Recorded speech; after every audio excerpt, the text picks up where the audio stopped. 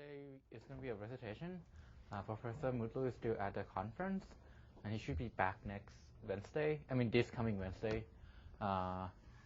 Kevin missed his flight on his way back, so I guess I'm alone today. So here's a quick agenda for today. We're going to go over some recap on previous lecture. I'm just going to show you bullets. If you have any questions regarding any of those topics, let me know so we can go over them. Some practice questions that I prepared pretty much coming from previous exams. So expect similar kind of question on the exam. And think about how you actually like how much time you spend on these questions, so that before you are studying for exam or stuff like that, you know how much you should spend time on each topic studying and making sure you can do everything correctly. And then there'll be a Q&A on homework 2 and lab 3, which is coming. And also be aware that homework 2 is due this Wednesday, as well as there's a check-off for lab 2, which most of you guys submitted. Also for late days, it would help us a lot if you include in your email like how many late days you are using. Because you can also have an option saying, oh, I want 10% penalty instead of using late days. I'm not sure why would you do that, but you can also do that. So that's that. Here are the topics that we went over. We covered like microprogram, microcoded designs, pipelining, how to handle different things that can stall your pipeline, such as data dependence, control dependence. We covered data forging, which you guys would implement it for lab 3, also including this pipelining.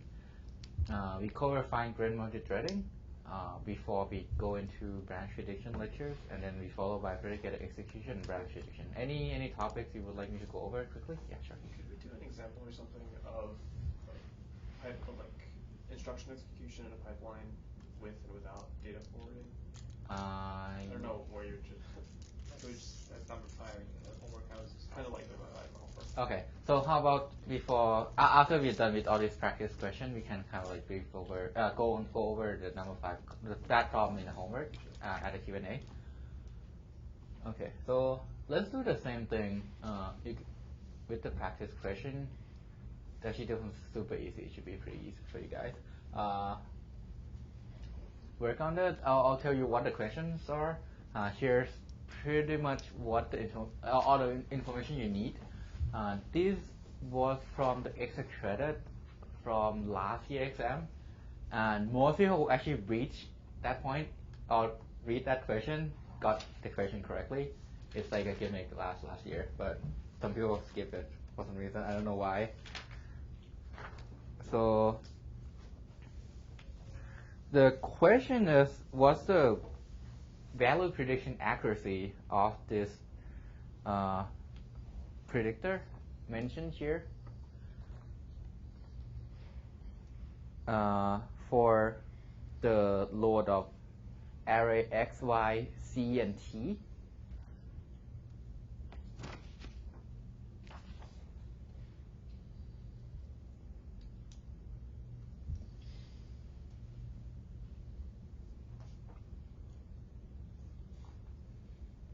And then the predictor is the last time predictor.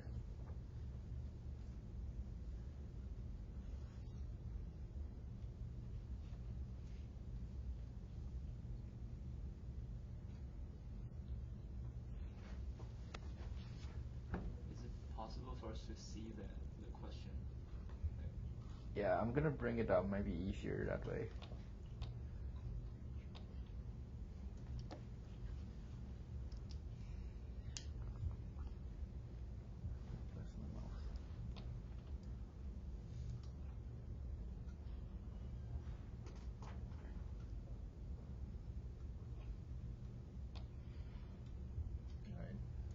This is better. Let me zoom in.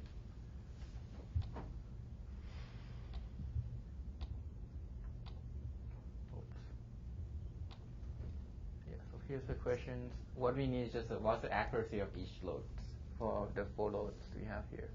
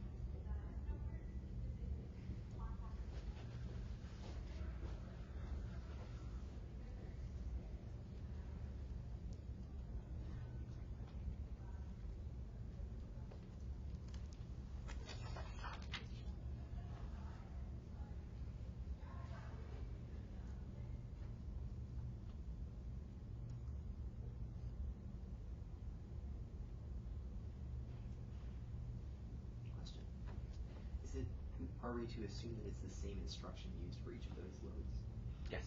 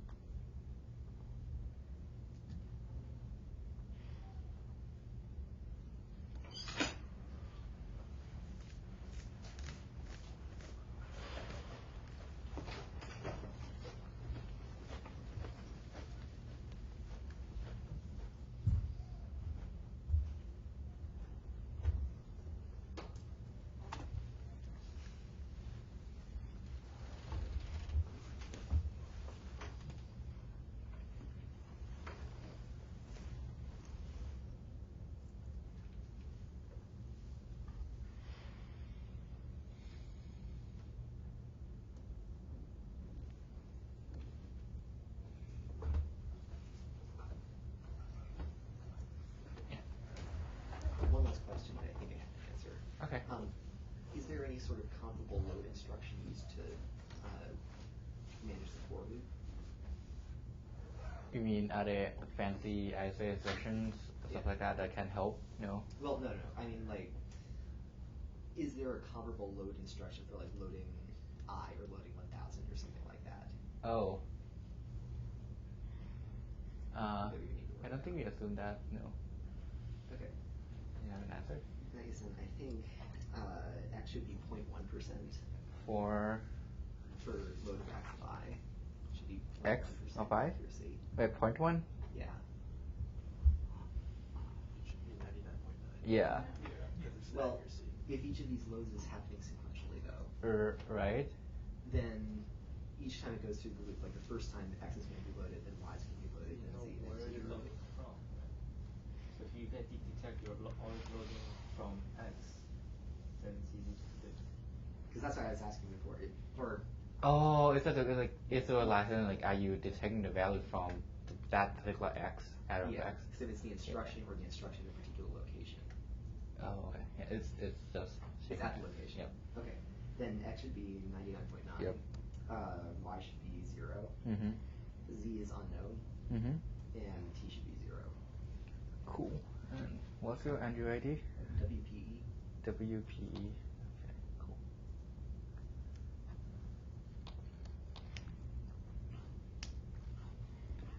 Alright, I guess we can go to the next question.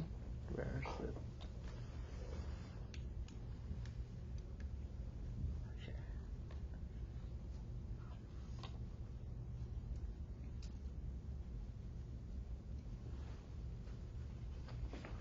So this will be a question on pipelining. Let me close this.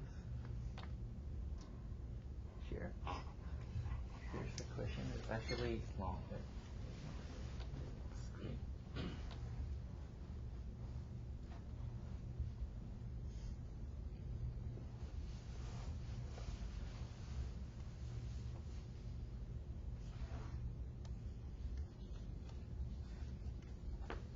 Now I'll show you the rest of the question on the document camera.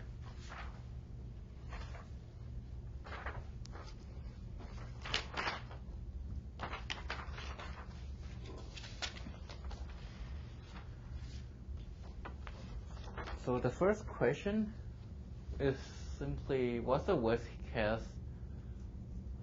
in terms of, oh, that's pretty bad.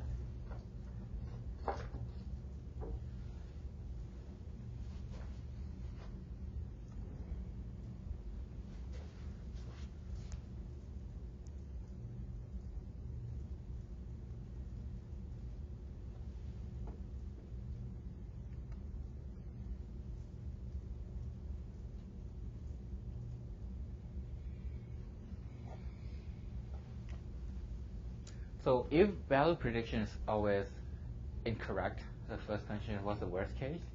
And that one should be pretty easy. And the second is,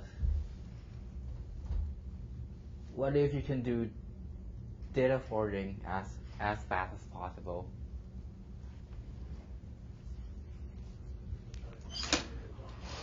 Huh? Sure.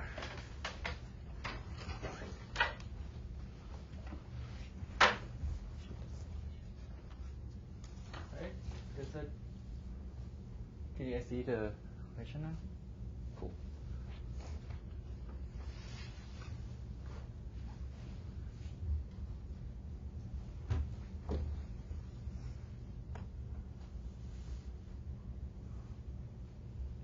Anyone has an answer to A? Yes. How about B? It might take a little bit more time. You actually need to read this for the second one.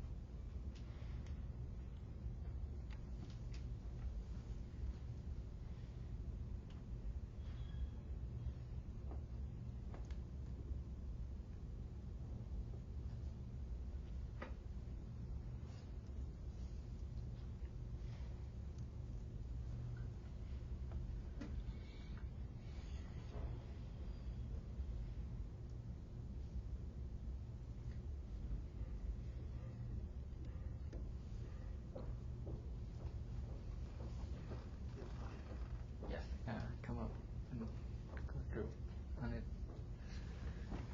Okay. All right.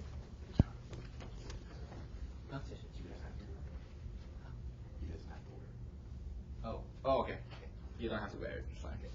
So should I just try it? Yes. Okay. So that's straight.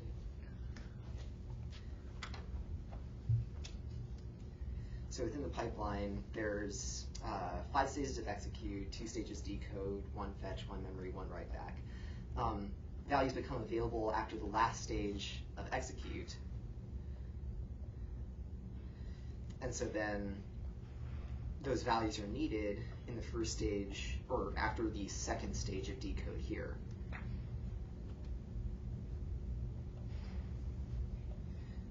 So then there's memory, write back, fetch, and the first decode state.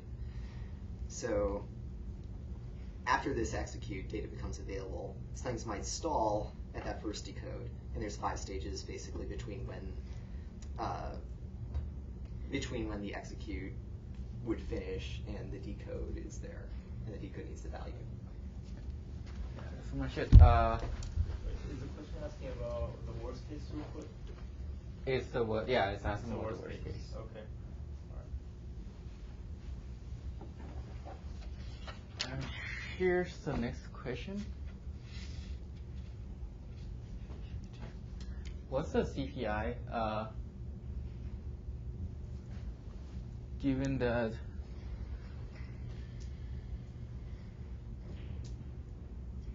if we want the same CPI as the answer we have in part B, which is 5, what does the accuracy of the value prediction logic has to be in order to get the same CPI on average?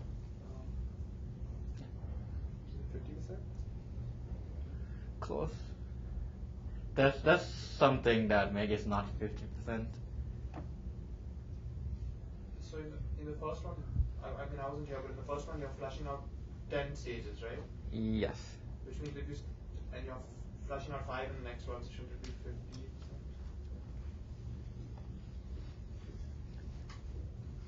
50%?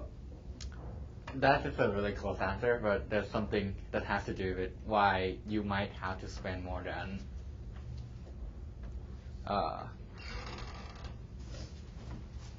that. It is definitely, it is actually lower than 50%, slightly lower.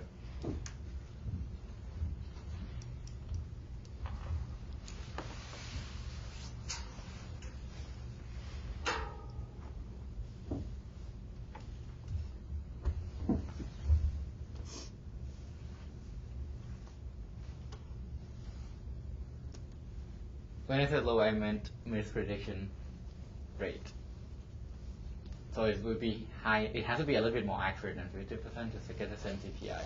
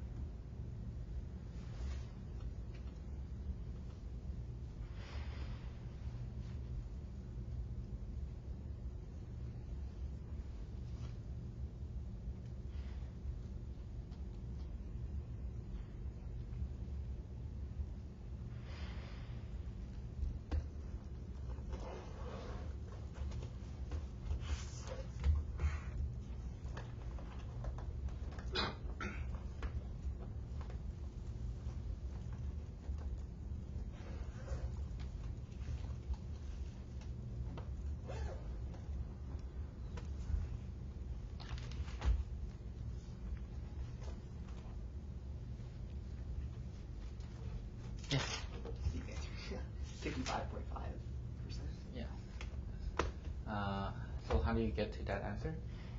Get that with just thinking about the number of clocks it would, like basically making a simple formula for how many clock cycles it would take to execute a certain number of instructions. So we want there to be 50 clock cycles to execute these 10 instructions. Within this particular pipeline, every time we miss, we have to spend 10 clock cycles every time we mispredict. We have to spend 10 clock cycles with flushing the pipeline and clearing everything. Otherwise, we spend 1 clock cycle. And so then, per instruction, basically. And so then just adding things up, you end up with 55.5%. So I'm pretty sure if you every time you miss, you spend 10 cycles, you won't get 55. I did the calculation wrong. Why are you spending 10 cycles if you miss? Yeah, I think it's 9 cycles. Yes, but wouldn't you have, like, when you flush the pipeline, it's because you're in the write back stage, and that means that you've already, like, written back 1 instruction, right? So wouldn't that take only 9 cycles? Yes. That's why I asked. That shouldn't be. If you did the math right, it shouldn't come up to 55, so that's the correct answer with 9. Oh, yeah. I guess you both will get the extra credit.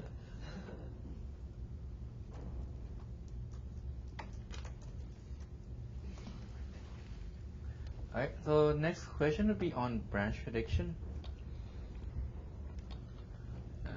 Here's the code. Can you explain the Yeah, sure. Actually, can I borrow your pen real quick? Thanks.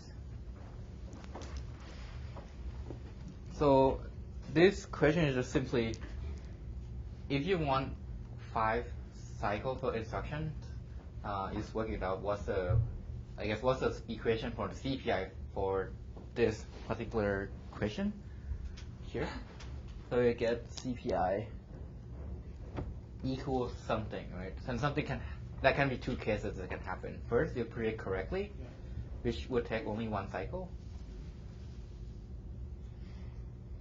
And you can also predict incorrectly, which would take you 9 cycles.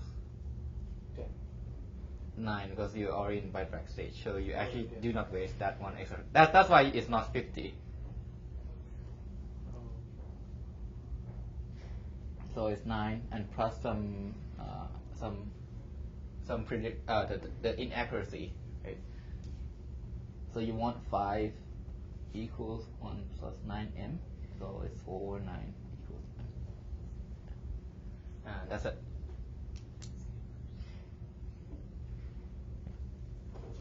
So the accuracy becomes 55.5, and then inaccuracy is 44.4. Right, here's the code for branch prediction, and let me get the question quickly. Where is this?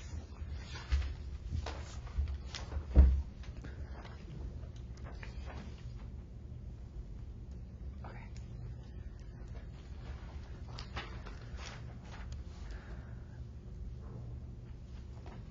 All right, so here's the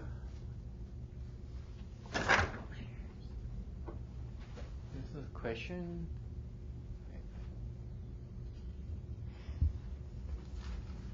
Which is, what's the accuracy of each of these 3 branches, the loop branch, the if condition, the first one, second one. If the counter for every predictor start with not taken,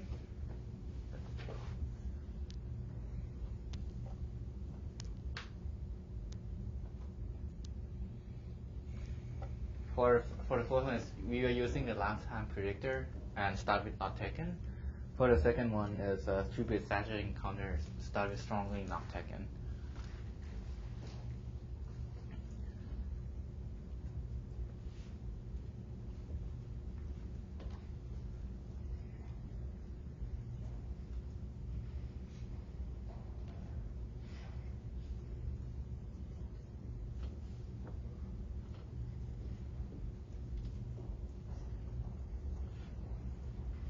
No this will be this if condition too, which I also want, but just doesn't fit in the page. So when you say loop branch, it goes into the loop if it branches, right? Yes, if it's taken means it's go back into the loop. Yeah.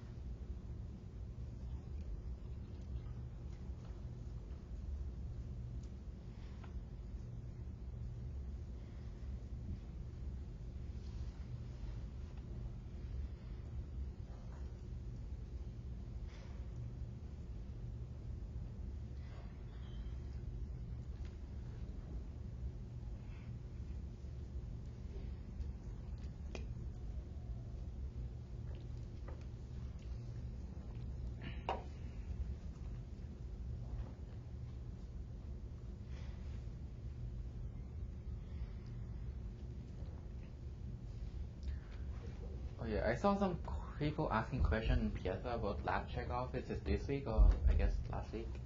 It's actually this week. Make sure to try to get it checked off by Friday, so we can keep track of like who haven't got checked off, so we can email them like, are there anything wrong going on or stuff like that we can help with.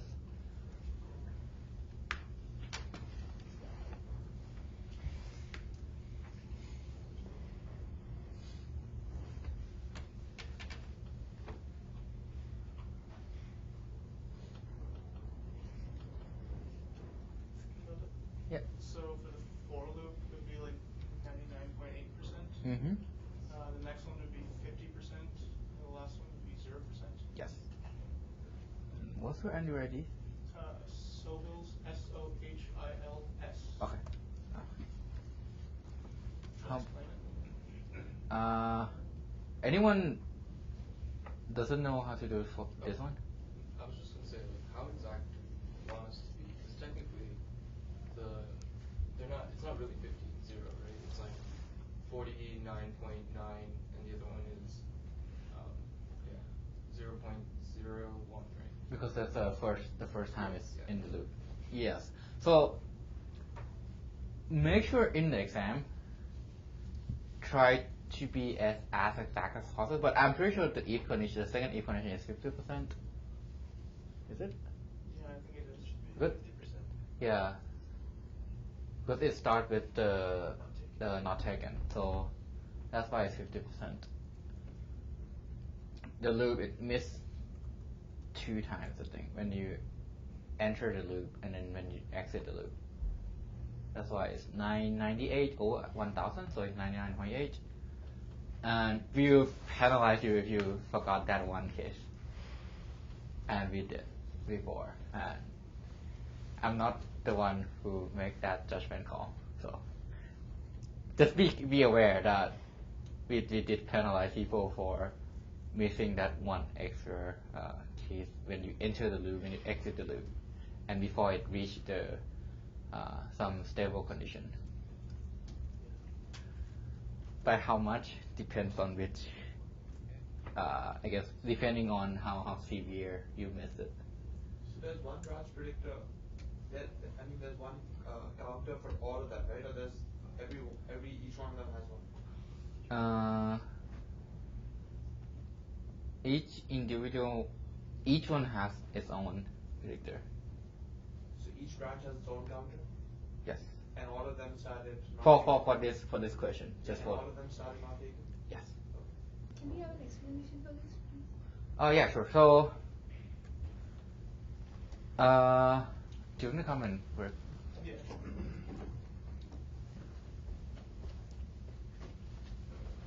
So, okay, so for the first one, I guess,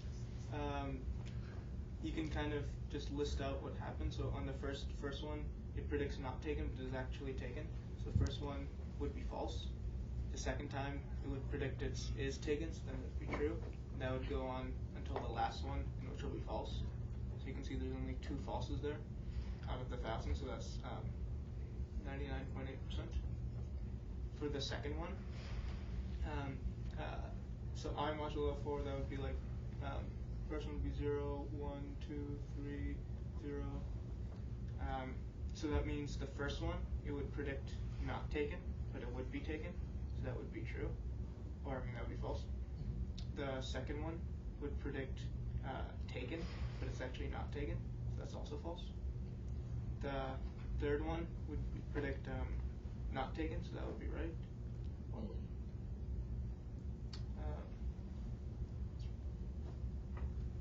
No wait. Okay, so the first one would be false. The second one would be also false. Yeah. Oh, okay. Yeah. And then, so this would be true, right? And then this one would also predict correctly, so that would be correct. And then the third one, and then the fourth one would come back around and it would be false again. So this would be false. So then keep going. Half of them would be right, so that's 50%. The last one, it would first predict false for the same reason. And then the second one, it would also be wrong for the same reason. And now, on the third one, it would also predict wrong because it thinks it should be taken when it's, or it thinks it should not be taken when it is taken. And then it would keep going, and then there would be no correct ones in them. So that's your response. And I guess if you guys are still working on the second part of the problem, problem B, it's almost the same. It's just you have to know what it means to have the two-bit addressing counter. Anyone has an answer for that already? We can't see it, so. Sorry. If you guys can probably see it now. Two-bit addressing, yeah. So 99.7% for the first. Okay. 75% for the second. Right. 50% for the third. Correct. Yeah. So.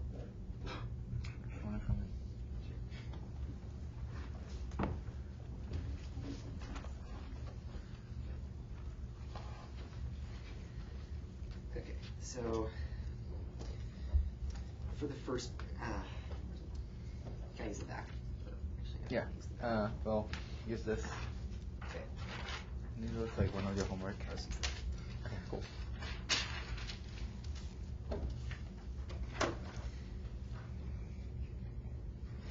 So for the first condition for the loop branch, when we're using a two-bit saturating counter, the first.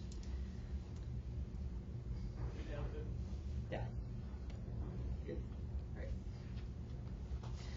So the first time we say strongly not taken, but the branch is taken. The second time we say weakly not taken, but the branch is still taken. Then we get into the weakly taken and strongly taken stages. So we miss 2 at the start, and then we miss another one at the end when the branch is mispredicted. Do you guys get why did we miss twice now at the beginning? Yeah. Because you have strongly not taken, then so you have to move to the not taken, taken and then move to taken. So 99.7%. Then for if 1, we start off with, again, strongly not taken, and that one is false, because 0 mod 4 is 0. And so then that becomes weakly not taken. In this case, the branch is also not taken. Or, yeah. Yeah, in this case, the branch is not taken, and so that one's correct. We go back to strong not taken. And in this case, that's also correct. And then we stay in strongly not taken, and that one's also correct. And by this time, basically we continue through the loop. Now I mod 4 is 0, so we basically just continue this sequence, and that's 75%.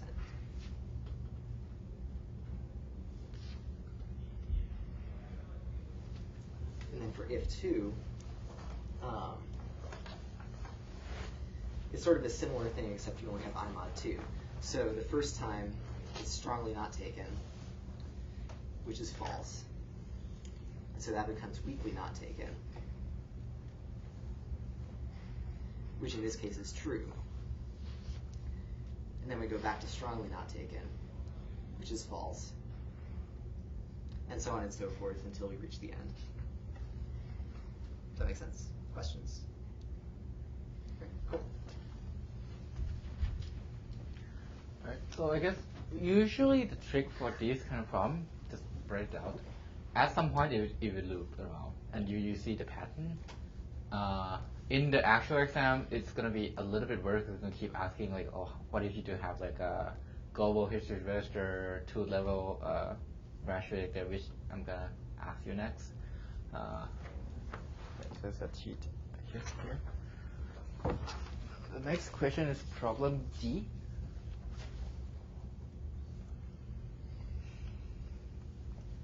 So now, what if you have a 2-level predictor using the global information? The first level we use the global history register, as I kind of like go over that last week on Friday. And now the next level we have a separate pattern history table per branch, which each of them has a 2-bit saturation counter. Note that it's a per branch counter in the second level. And then the initial conditions specified over there.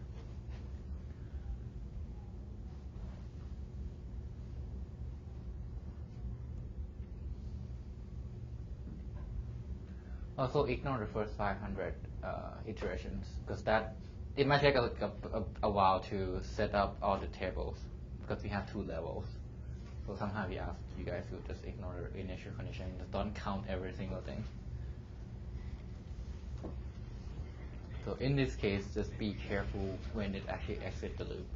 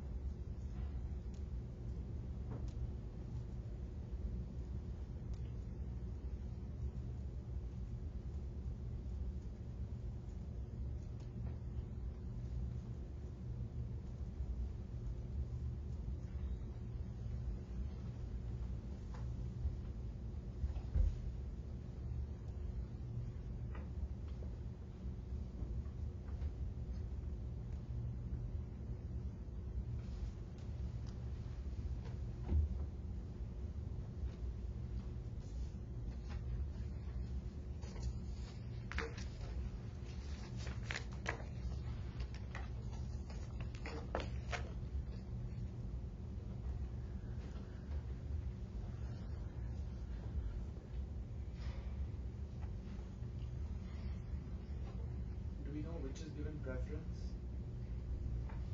Like when it's predicting? Because there's a register, a global history register and a pattern table, right? Right. Oh, well, I guess it's similar to how I explained how it works last week, which it would first take a global register and use that to index in the table.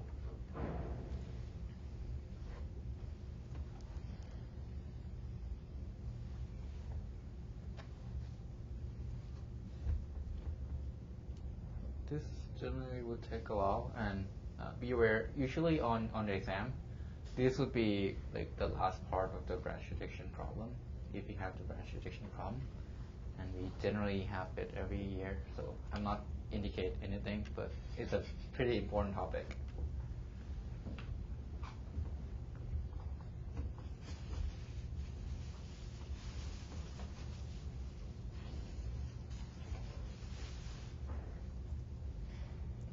Oh, it could have been a little bit worse. You can look at last year's exam.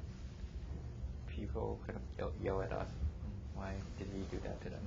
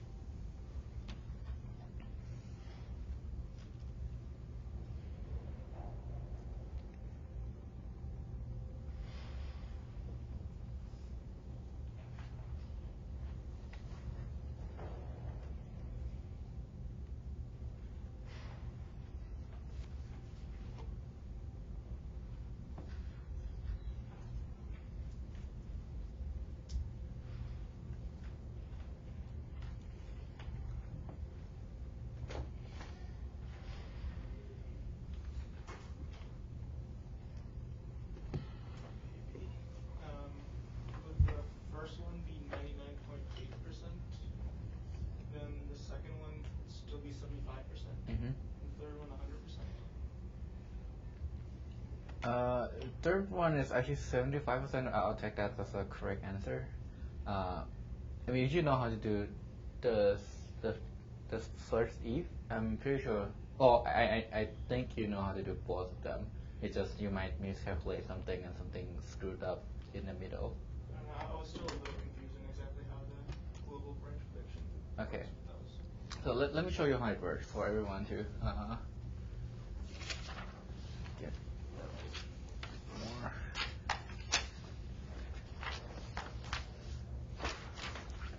Here is cheat. So here is how it works.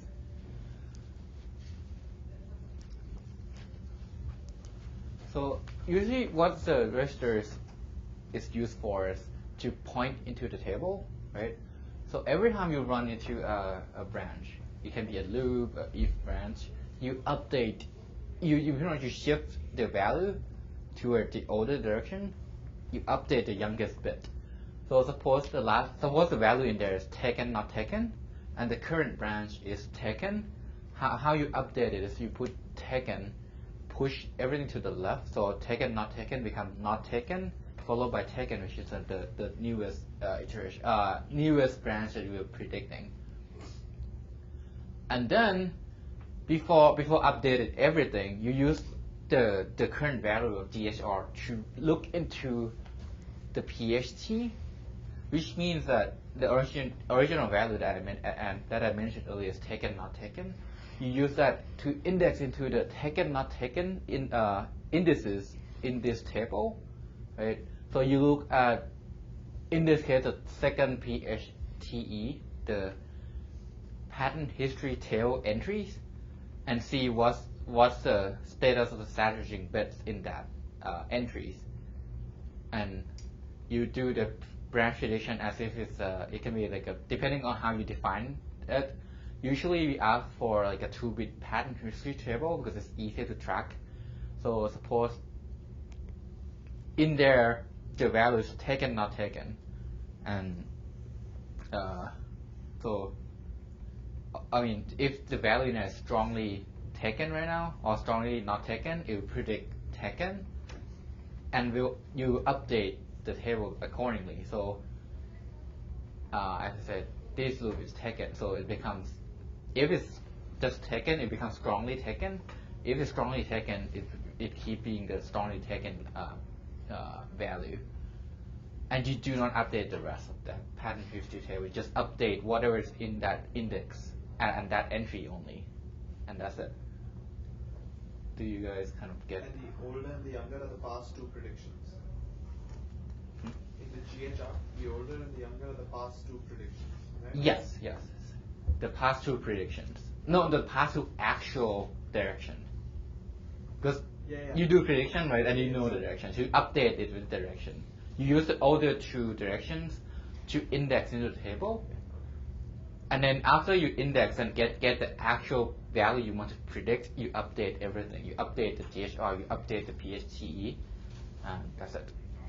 Yeah. So personally, if you have these questions, I would just write this.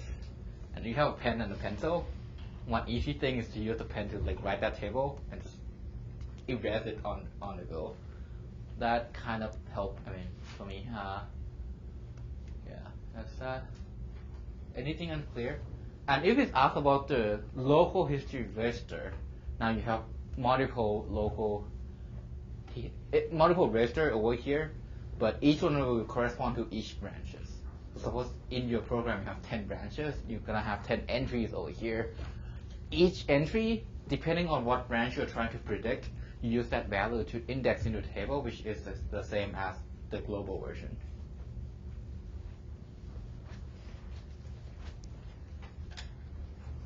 Right. So I think that's it for the questions. So those branch prediction questions are a part of the bigger question in 2012 exam, and there are like 7 or 8 questions in total. So think about like how would you time it. Like if you practice this question, you can do it really fast after a while. So I guess before the exam, you can go through. We have 2012, 2013, 2014. You can go through. I'm pretty sure after you go through all of them, you can do it pretty fast. It's just the first time you do it, you get confused. Like how do you actually do it? So I hope that helped. And then anything Q&A. I'm gonna answer the pipelining question on the homework. But anything before that? Also be aware we can ask like fine-grained, multi-threaded. There were questions on multi-path execution already on the exam from previous years. Pipelining, it might be there. I mean, it might be incorporated to some other questions. Yep. Did we actually talk about implementation for fine-grained multi-threaded? Like how to create another context and like how to switch? So how to actually design or like hardware, like do it in hardware? Not much. So you just have to be aware of how it works and say if you want to have no stall at all, how many contacts do you need? How many threads do you need for your machine to actually run without stalling? Or what are the pros and cons, right? Because one thing that comes with the overhead of fine-grained multi-threading, each contact needs, you have to save the context, right? So that can be a big overhead because you have to copy a lot of hardware. So something, I think you have that in the homework questions, right? Yes. That was from the exam. It was from the exam? That was from the exam. That's kind of implementation. So that's pretty much the level we are gonna ask. Not any more detail than that.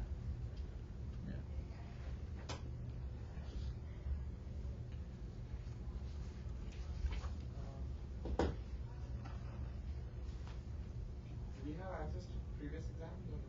Oh yeah, so you can go to the website, right? And then the website will have the link to the left. I'll show you right now. Okay, I know. Yeah. I can actually put the exams. We actually had it before the class begins. I'm not sure why did it disappear, but I can put it back up. I mean, you guys have access to it any from previous websites. And I think buzzword might help in terms of like if you forget any terms that are up there, feel free to double check with us like what does it mean. Yeah. Because I'm not sure if you'll actually check it. Well, I was like sitting there taking notes for you guys and put it in the buzzwords. So hopefully that helps. Yeah. I want to mention something. So for Piazza, as I said, we're not gonna debug code. And if you have like weird errors, feel free to post them. So if your friends know or run into that error and like check with us already and know what's going on, you guys feel free to answer them. If it's some unknown like we haven't run into before or something that's too obvious, we might not answer as fast as you guys wish, or it's better to just like drop by office hour and check what's going on. Because I've seen a few people keep posting screenshots on Piazza, and like we're not gonna be able to tell what's wrong with it sometimes.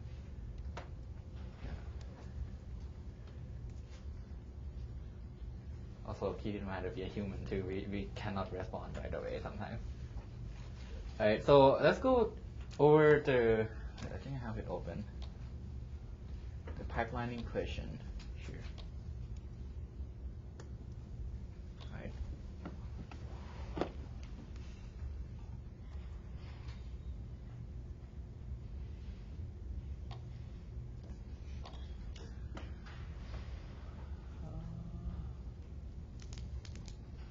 How about the first question? Any taker? I saw you had it. I saw you had the answer. I think your answer is correct as well. Is that right? Yeah, it's right. Okay, can I just like ask something real quick? Yeah. What does that note mean? Like each instruction is species with the destination register RST. I saw it yesterday and I couldn't really figure it out. Wait, where? The note underneath the code. What does that Oh, mean? I think it's specified with it's a typo. I don't think you can put instruction in different species. That's why I was confused. I Okay. didn't even know what it meant. Yeah. My bad. Thank you to I'll correct that. Okay. So what is that note supposed to say? It just is It specified. doesn't actually mean anything. No, it specified destination register, which is the first entry, like where the value is written into. Oh, okay. Yeah. I thought that was like obvious because it's mixed, but okay. Sorry. Sorry about the typo. The first one is not pipeline, so it's just really easy to just add them up, right? Yeah. But for pipeline, is there a systematic way to see the pipeline going through? Because that was pretty hard. So not much. I'll flash you how we did it for the pipeline version. Just write it out. Okay. Which can be painful. Yep. Yeah. So in the actual exam, we think about it a little bit because this will take a lot of time to actually write. So it's either gonna be shorter, or some like you're gonna see some pattern and you can kind of like guesstimate or like look at a reasonable bit. So it's faster than just write everything up. Or if you're like it's the last result, you can write everything up. You know, it's similar to like branch prediction questions, for example. Once you see the pattern, you know the answer. Well. Not this. Okay. But we'll try to make it that way. Like once you see the pattern, okay, so you just kind of like you know the number eventually. If you're not, well, in the exam it's a different setting, so sometimes you panic. That thing we cannot help. I've seen a lot of people panicking last year. It's gonna be long. Well, some people say it's better to do it from like the end back to the beginning, stuff like that. And I think some people said it just helps a lot. So I'm not sure. Yeah. Any other questions? The fine-grained multi-threading, the first part of it, is it all about saving the context or is there more to it? Let me go up. Let's see. Wait, wrong direction. Okay. The first part.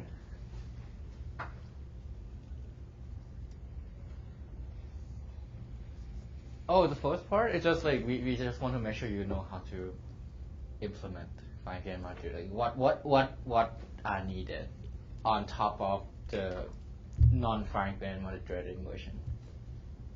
Just especially to reason about like what's actual, like what's the hardware cost that associated with this, right? Because the good thing about fine-grained multi-threading, you don't have stalls, but it comes with a cost. Everything is about trade-off. So how do you make a trade-off to actually design this? I actually don't know how to implement it though. How would you implement that? So you would replicate context, right? Yes. By context is actually the registers. So you will have different register files, but how do you keep them consistent? There must be some logic to do that, right? And then how about memory? Yes.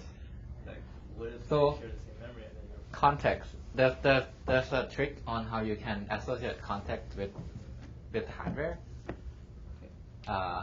One thing you can use is thread ID. Okay, so do we have to actually implement that logic on the paper? No, because you can say it's like a mux and demux, and thread ID comes in, and thread ID is like a handy. You can like hand wave it, saying assuming that there's a way to decode thread ID into something that you can demux and mux it from. So we don't have like you don't really need to put in like full blown every single details. Also, like, do you need to do special things with memory? Because if they share the same memory, you don't get speed up. Like, yes, that's a good point. Because we haven't covered like coherency and sharing yet, so assume it's magic. It'll just all go to one memory. Otherwise, it can be really painful. Yeah. Yes. Yeah. It's actually the same as multi-core because you're now all multi-threaded. If you have shared memory, you can imagine a bunch of threads sharing the same address space. There has to be some way to handle it. It's a totally different topic. You don't involve adding fine-grained multi-threading on top of the supposed to have a multi-core processor, right? And each one you want it to make it fine-grained multi-threading, you don't actually have to do anything on top of memory. Well, what if memory? No, assuming if it's handled by multi-core already, it's a totally different topic. It's more like it's orthogonal to this. Yeah, I understand. It's different abstraction level, right? Yes. Good, but like, if you have one memory module, and then you're asking us to say like how much speed up you get, but there will be stall at memory. Yes. So that you have to think about it. Until we reach cache coherency, I don't think we will touch that. But thank you for like some idea on the exam question. But well, that might be it. I mean, who knows? It's a good idea though. You can try it. And your friends can blame it if that appears on the exam.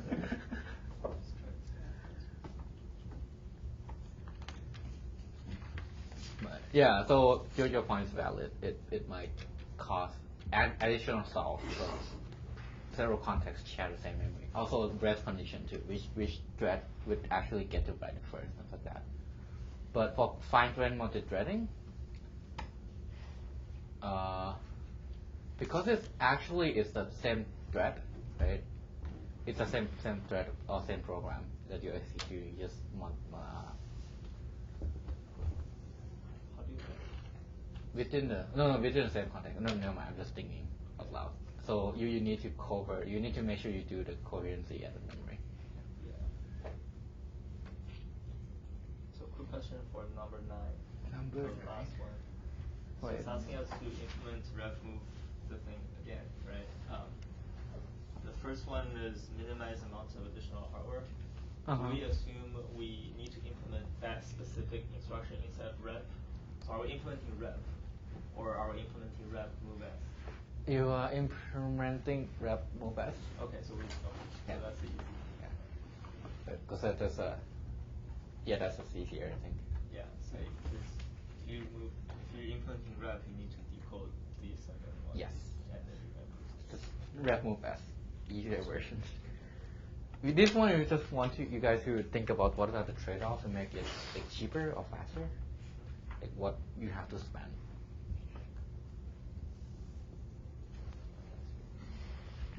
All right. Any other questions? Any questions on lab 3? Feel free to ask them on the other side. You try to answer them as fast as you can. Okay, that's it for today's lecture. At least I hope you guys know how to do branch prediction now. Have to do it fast eventually. So.